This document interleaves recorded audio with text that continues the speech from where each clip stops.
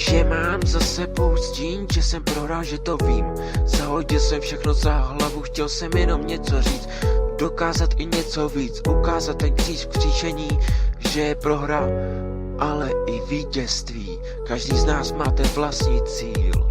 Musí si ho držet co nejdýl, až na pokračí sil, aby si pak zjistil, že jen proto si žil. Tenhle text píší o tom, že se zvedám, stoupám k výši. Zahodil jsem všechno, zahodil jsem vše, abych se už netrápil, nebyl na tom dně. Že jsem řekl stop, soustředil se na jednu věc, bylo toho dost, padlo to na mě jako velká klec. Další příběh, další text, zamítnu to, ničí mě to, nutno smést. Nastal čas, abych šel, náš čas už dávno vypršel. Těsně jsem se vyhnul tvojí kůlce, to jsme byli teprv v půlce. Nebudu čekat na příště, až zase vyjde slunce. Nastal čas, abych šel, náš čas už dávno vypršel. Těsně jsem se vyhnul tvojí kůlce, to jsme byli teprv v půlce. Nebudu čekat na příště, až zase vyjde slunce.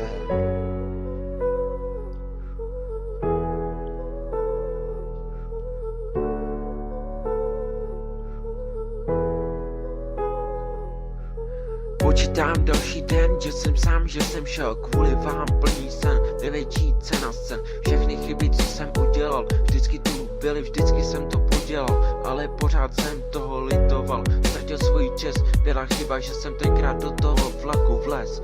Že tvoje srdce bylo pro mě jak vysněný, ale za tu dobu jsem pochopil, že se nic nezmění. Píšu text, další věc, další rým, další díl, píšu to, protože pořád sním.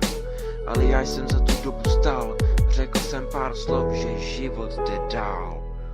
Nastal čas, abych šel, náš čas už dávno vypršel. Těsně jsem se vyhnul tvojí kůlce, to jsme byli teprv v půlce. Nebudu čekat na příště, až zase vyjde slunce. Nastal čas, abych šel, náš čas už dávno vypršel. Těsně jsem se vyhnul tvojí kůlce, to jsme byli teprv v půlce.